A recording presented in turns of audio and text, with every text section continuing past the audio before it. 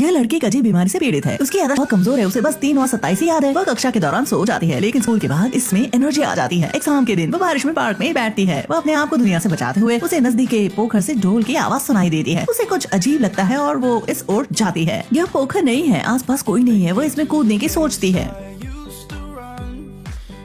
जब वो उठती है तो वो अपने आप को एक फूलदान में पाती है। सैनिकों का एक समूह उस पर हमला करने वाला है। वो सोचती है कि वे एक कॉस्ट्यूम ड्रामा कर रहे हैं, लेकिन वाकई में वो जोसेफ युग में आ गई है, जहाँ राजा बारिश की मन्नत के लिए बलि दे रहा है। जब राजा उसे मारने वाला होता है, उसे ड्रामा की एक जानकारी याद आती है जिसे उसने पहले देखा था। वह उसे जानकारी निकल करती, यदि मुझे यहाँ भेजा गया तो बारिश हो जाए। उसके शब्द सुनकर हर कोई सोचता है कि वह कोई देवी है। सब उसके पैरों में झुक जाते हैं। वो मौका पाकर भाग जाती है। उसने दीवानी हाकिम के कपड़े पहने हुए थे, लेकिन फिर भी इसे पकड़ लिया गया। राजा उसका फोन देखता है जो उसने कभी नहीं देखा था। उसे पूछता है कि उसके अंदर बारिश क्यों हो रही है। वह कहती है कि यह बारिश नहीं हो रही है, यह तो मौसम का पूर्वानुमान बताने वाली एप्लीकेशन है। आप इसे मौसम का पूर्वानुमान लगाने के लिए इस्तेमाल कर सकते हो।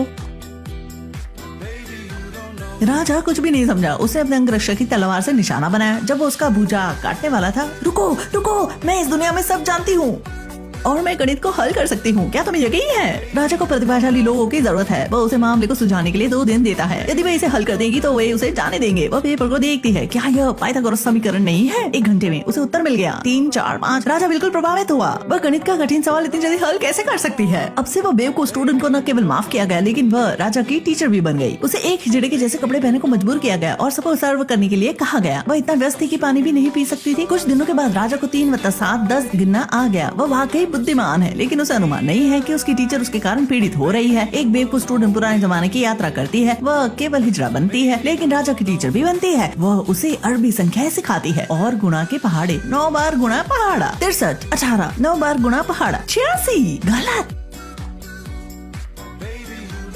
राजा का अंगरक्षक इसे बर्दाश्त नहीं कर सकता है, लेकिन राजा को सहन करना पड़ता है अपनी लाज बचाने के लिए। राजा निजी चीजों को लेकर बहुत उत्सुक होता है। वह अपने पेंसिल केस से एक पेन निकालता है और अपने हाथ पर पहाड़ा लिखता है। वह शाही जुलूस को संबोधित करते समय इसे पढ़ सके। वह सोचता है कि उसकी राइस बॉल एक तरह का फायरवर्क है। वह इसे जलाता है और इसे बाहर फेंकता है। उनका रिश्ता ज्यादा गहरा हो जाता है, यहाँ तक कि वे साथ खाना भी खाते हैं।